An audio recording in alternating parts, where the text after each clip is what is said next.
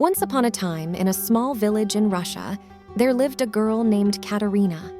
She had been lonely for as long as she could remember. Her parents had passed away when she was young, and she had no siblings or close relatives.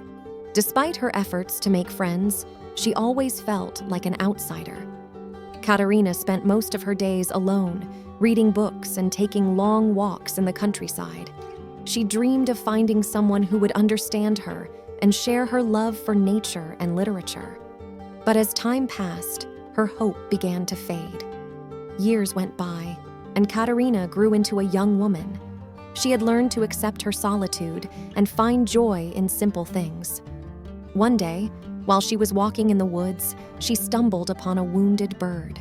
She took it home and nursed it back to health, and soon the bird became her constant companion. Katerina named the bird Ivan and taught him to fly around the house and perch on her shoulder. Ivan brought her so much joy that she almost forgot about her loneliness. But one day, while she was out picking berries, Ivan flew away and didn't come back. Katerina was heartbroken. She searched for Ivan everywhere but couldn't find him. She felt like she had lost her only friend in the world. That night, she cried herself to sleep. The next morning, Katerina woke up to a surprise. Ivan had returned, accompanied by a handsome young man named Alexei.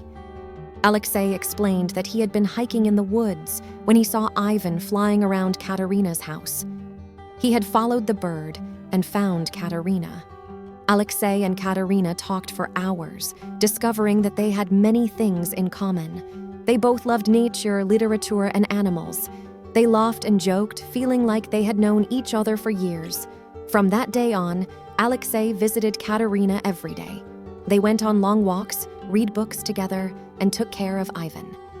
Katerina felt like she had finally found the friend she had been looking for. As time passed, their friendship grew into love. Alexei proposed to Katerina under a cherry blossom tree, and she said yes. They got married in a small ceremony in the village church, surrounded by their friends and Ivan. Katerina never felt lonely again.